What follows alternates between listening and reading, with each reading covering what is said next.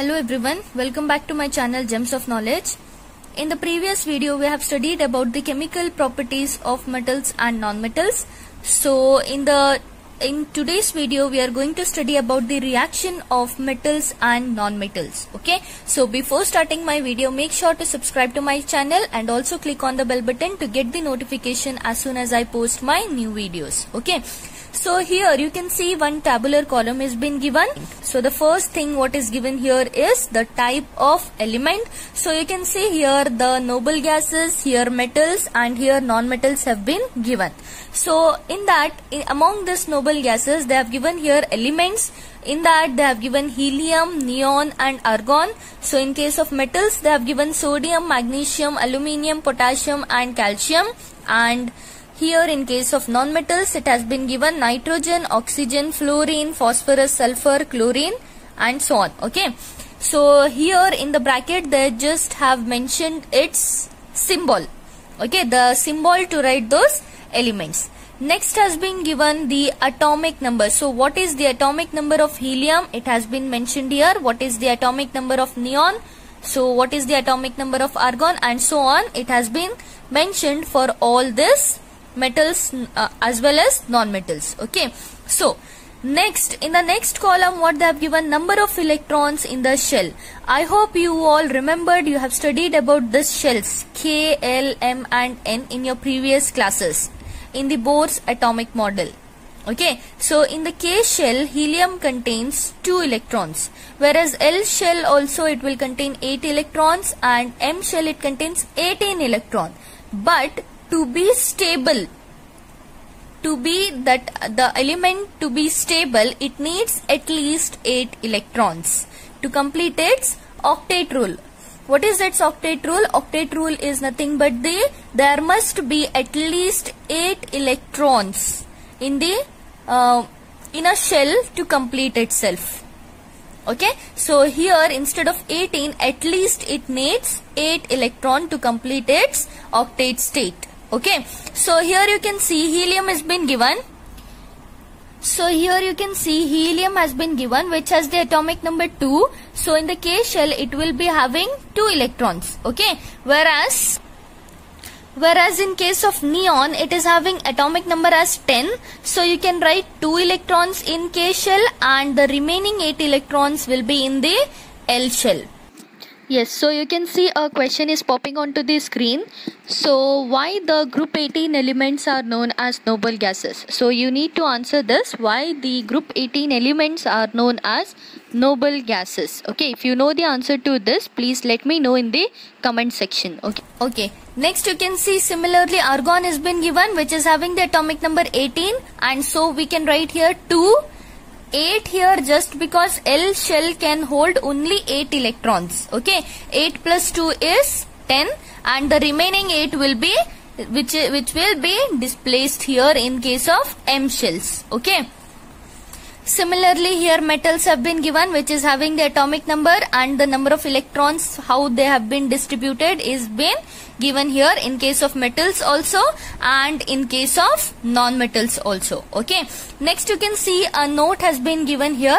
Atoms of metals lose electron from their valence shell to form cations. Okay, what is its valence shell now? So valence shell is nothing but the atoms present in the outermost outermost shell, the electron which have been present in the outermost shell of an orbit. So here what is the valency of this? You can see in this case the valency is 1. In case of sodium valency is 1, in case of magnesium it is 2, in case of aluminium it is 3, and in case of potassium you can see here 1 has been given. So its outermost orbit, how many electrons it contains, that is its valency. But the valency is 0 in this case. So here the valency will be, you can see in case of non-metals, here normally we will get this type of valencies where 5, 6 and 7 will be there. So we can see here how many electrons we need here to fill this orbits.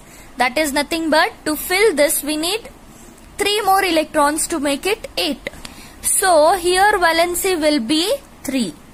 Whereas here valency will be, we need we need to complete 8 electrons here. So here we are having 6. How many electrons we need more here? We need 2 electrons. So here the valency will be 2. Similarly here the valency will be 1 because we need only 1 electron here to complete its octet, 8 electrons. Okay, so this is the valency in case of non-metals and this is the valency in case of metals. Okay, so let us see here. Atoms of metals lose electron from their valence shell to form cations. Metals. So in case of metals, what happens? They lose their electrons from the valence shell. Valence shell is nothing but the outermost shell. They will lose this electrons and this electrons will become cation. Cation is nothing but the positive ion. Okay, it will become the positive ion. Next, atoms of non-metals gain electron. So here, as I told you, this will lose the electron and it will become positive ion, whereas here it will accept the electrons. So I told you here, to make this 8, we need 3 more electrons. So it will take 3 more electrons from this metals. Okay, and it will become, after taking the electrons, it will become negative ion, that is anion. Okay, you can see atoms of non-metals gain electron to form anion. Okay, so let us consider with an example and we will see this. So just see, formation of NaCl has been given here. So NaCl is nothing but sodium chloride. Sodium is nothing but, it is a metal. You can see here, sodium is nothing but a metal. It is having atomic number as 11 and here you can see it is having the valence shell as 1. Okay, so there is 1 extra electron here. We have to remove this 1 extra electron. Okay, so whereas Cl has been given and Cl is nothing but the chlorine. So it is having 17 atomic number and here it is having 7 electrons. It need 1 electron to complete its octet state. To complete 8 electrons here, it needs 1 electron. So 1 electron from where we will get? We will get it from the sodium metal. So this 1 electron will directly move to this chlorine atom. So let us see how is this possible. So you can see here, sodium, at the beginning sodium will be having this many electrons, that is 2. In the first shell it will be having 2, in the second shell it is having 8 and in the third shell it is having 1 electron. Okay, so after this what happens, if we remove this 1 electron, it will be like this. You can see 2 and 8 will be remaining and this 1 electron is taken outside. After the removing 1 electron, what happens? This sodium will become positive, that is sodium cation. It will become sodium cation. Okay. Similarly, what happens in case of chlorine atom? It will be having 2, 8 and 7 electrons. So if we take 1 electron here and if we try to add 1 electron here, it will become here, instead of 2, 8, 7, it will become 2, 8, 8 after adding. And this chlorine atom will get minus. Why minus? Because it has taken this electron. After gaining this electron, it became minus. So that is nothing but chloride anion. Minus sign is nothing but minus ion, that is anion. So this is positive ion, it is nothing but cation. Okay. Okay, so you can just see the process how it will be taking place here. Na with 1 dot has been given. It means it was having 1 extra electron here. Okay, plus this Cl. Cl was having, in the outermost shell, it was having 7 electrons. That is, you can see 2 here, 4, 5, 6 and 7 electrons it was having. But it needs 8 electrons to make it stable atom. So what happens? This Na will provide its 1 electron to it. After providing it, it will become Na positive and this electron will settle here and it will become negative. Okay, cleared with this concept? Okay, so here what is given? Sodium and chloride ions being oppositely charged. You can see here they are both oppositely charged. So they attract each other and held by strong electrostatic force of attraction. So we all know that oppositely charged particles attract with each other. So you can see this, both are having opposite charges. So they are attracted by each other and they are held by strong electrostatic force of attraction. So there is a force between these two bonds now. These two elements now, that is nothing but called as electrostatic force of attraction. Okay, this was in the case of sodium and chloride ions. Next you have to study about the formation of magnesium and chloride ions. So in case of magnesium we have to study now. Okay, so you can see here magnesium is having 2, 8, 2. So its valence electrons is 2. So when we try to remove these 2 electrons, it will become 2, 8. Okay, and as we have removed 2 electron, it will become 2 plus. Why 2 plus? Because 2 electrons we have removed. Here in the case of you can see here in the case of sodium, only 1 plus is there. It is just because we have removed only 1 electron out of here. But in the case of magnesium, we are going to remove 2 electrons. So it will become 2 plus. Okay, and that 2 electrons will be written here. So this is nothing but magnesium cation. Similarly here, chlorine. In case of chlorine, we need only 1 electron, right? So what about the other electron? What we will do of this electron? So let us see here. For in case of chlorine, what happens? We need we are having 7 electrons and we need 1 more electron to complete it octet. So 1 electron we will take and we will make it 8. And here we will get chloride anion. Okay. So since magnesium is going to give 2 electrons, so 2 chloride ions will try to attract it. Okay, so what this magnesium will do, it will give its 1 electron to this chloride atom and it will give 1 electron to this chlorine atom. Okay, so after giving, what happens, this Mg will become 2 plus because it has given its 2 electrons already and it is going to become Mg2 plus. Okay, whereas this chloride atom, as it has been accepted with this 2 electrons, it is going to become negative with 2 here. Why this 2 has been placed as a suffix here? Because it is just because here 2 chloride atoms are been reacting. Okay, 2 chloride atoms has been reacting here. If it was only 1 chloride atom and if we have given both the electrons to single chloride atom, then we would have get 2 in the above situation. Here we will get 2 minus. Okay, since here 2 chlorine atoms have been reacting, so we are writing this 2 as after writing a bracket we have to write it here because 2 chlorine atoms are been reacting on this magnesium. Okay, I hope it is cleared here.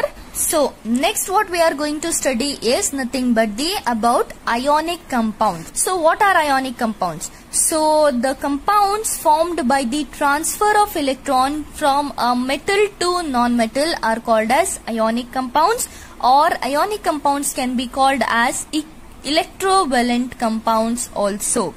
So this is an example for ionic compounds. So these are formed, these are the compound forms which are formed by the transfer of electrons from one metal to another non-metal. From one metal to non-metal, whatever the electrons have been transferred, due to that whatever the compounds have been formed, those compounds are nothing but called as ionic compounds or electrovalent compounds. Okay. So here what we have studied, MgCl2 as well as NaCl. We have studied 2 examples. So these are the 2 examples which comes under the ionic compounds. Okay. So what are the properties of our ionic compound? So let us see what are the properties of the ionic compound. So first one is physical nature. So what is the physical nature of this ionic compounds? They are solid, they are hard and generally brittle. So we can say they are solid also because it is been a mixture of metals as well as non-metals. So according to metal it will be solid and hard, and generally brittle, because this is the property of non-metal. Generally brittle in the sense we can break it into number of pieces we want if we apply the force. Okay, so this is the physical nature of the ionic compound. Coming to the melting and boiling point here, they have a high melting and boiling point. Why they are having high melting and boiling point? As I have earlier told you about the strong electrostatic force of attraction between these molecules.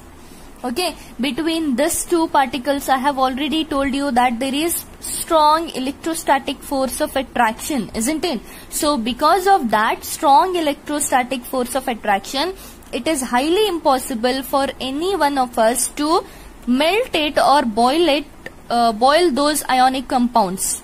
Okay, so it needs high energy to overcome those force. Okay, to overcome that force, to break that bond, strong electrostatic bond, we need high amount of energy. So because of that, it is having high melting and boiling point. Okay.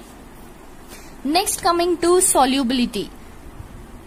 So what has been written here? They are generally soluble in water and insoluble in solvents such as kerosene, petrol, etc. So these ionic compounds are soluble in water. So if you try to make a solution out of those ionic compounds, so you can mix it with water and make a solution of those ionic compounds, whereas it will be insoluble in the solvents such as kerosene, petrol or any type of oil. These ionic compounds are totally insoluble in that case. Okay. Okay, coming to the last, fourth property, that is conduction of electricity. So here they conduct electricity in the solution state and molten state, but do not conduct electricity in the solid state. So in case of ionic compounds, it will conduct electricity only in the solution state or molten state. Okay, in the aqueous state, or we can say it will be conducting electricity only in the liquid state, but it won't conduct electricity in the solid state. Because here you can see in the solid state, you know that all the atoms will be tightly packed into the solid state, isn't it? So in that case, how the you can say how the electricity will be passed? No, it is not possible for the ionic compounds to pass the electricity in that case. But in case of molten state, or we can say in the case of liquid state, you know that atoms will be moving from one place to another. They are little bit free to move. So in that case, they can conduct electricity from one atom to another atom. It will be easy for those ionic compounds to transfer the or conduct the electricity from one form to another. Okay. Okay, so let's quickly have a glance on this experiment, which is depending on the conductivity of the salt solution. So you can see onto the screen, in a beaker there they have taken two graphite rods which is dipped into the salt solution. Okay, it can be any salt solution like NaCl, MgCl or whatever it can be. Okay, and that two graphite rods are connected with a switch, a bulb and a battery. Okay, so as soon as they are switching on the electricity, what happens? The bulb will automatically glow. So how this is possible? Without with the salt solution and graphite rod, how the bulb can glow with the electricity? Okay, so there is a question mark here. So for that, let me tell you why this case is happening. Because in the salt solution, we know that two different types of ions are used. One is positive ion and one is negative ion. If it is NaCl, you know Na will be positive, whereas the Cl will be always negative. So as soon as the switch is on there, what it does, the electrons will move to the opposite electrodes. Okay, so opposite electrodes in the sense, here you can see it is nothing but the battery. You can see here battery is negative from the side, whereas the battery is positive in this side. Okay, so the negative ion will move towards the positive end of the battery, whereas the positive ion will move towards the negative end of the battery. So due to this opposite attraction, the bulb here will be glown. Okay.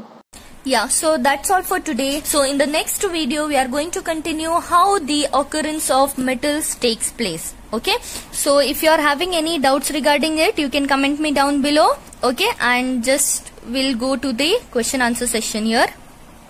So I hope you have understood the concept of ionic compounds in a very good manner.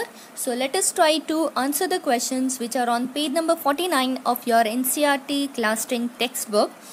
So the first question here is, write the electron dot structure for sodium, oxygen and magnesium. So you have to write the electron dot structure for these three metals. Okay, so let's solve with the answer. So you can see here solution is been given. Na is having, you all know that Na is having the electronic configuration of 2, 8 and 1. You are already familiar with this. Okay, you have already studied this into your class 9. It's like that only. In the first shell it will be having 2 electrons, and in the second shell it is having 8 electrons, and similarly in the third shell it is having 1 electron. The valence electron, that is the last electron, there is only one atom or one electron, you can say. So this Na is having 1 dot at its head showing its 1 electron. Okay, so this is the electron dot structure for sodium. Similarly you can see the electron dot structure for oxygen.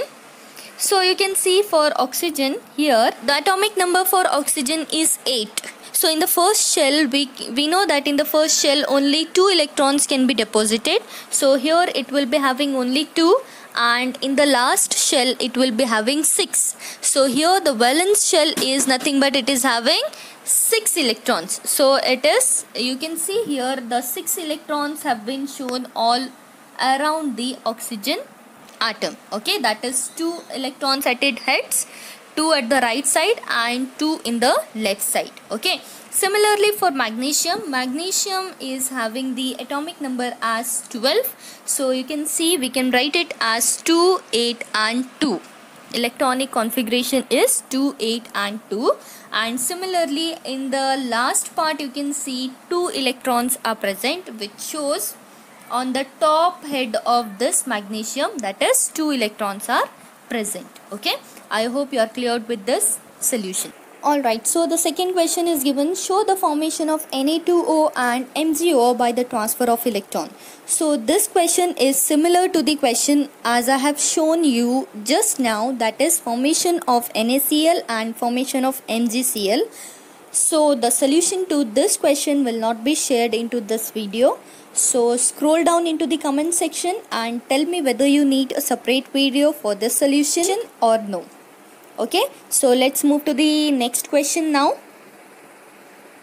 So here one more question is asked, what are the ions present in this compounds? So the solution of this question is connected to the previous one. So both the questions will be solved in my next upcoming video. Go below into the comment section and tell me whether you need a video or no. Okay, so let's move to the next question. Yes, why do ionic compounds have high melting point? So there is a direct question asked, why ionic compounds will be having a high melting point? So the solution to this here is, because ionic compounds are formed by strong intermolecular force of attraction, and we need particular amount of energy to break this force of attraction. You all know that, already know what is the form of solid. Solid will be, you know that all the molecules in the solid will be tightly packed, isn't it? So it means this molecules which I have shown here, it is having a strong intermolecular forces between them. Okay, there is a strong force between these molecules, and to break this bond, what we have to do is we need a strong energy. We need a high amount of energy to break this force of attraction. Okay, so they have already asked us why ionic compounds have high melting point. So this is because of that they are having the strong intermolecular force of attraction. We need more energy to melt this ionic compounds. Okay. So that's all for today. If you like my video, do hit the like button and also hit the subscribe button if you are new to my channel. And if you are having any doubts regarding this, please comment me down below. I'll be back soon with another topic, so stay tuned and stay connected. Thank you.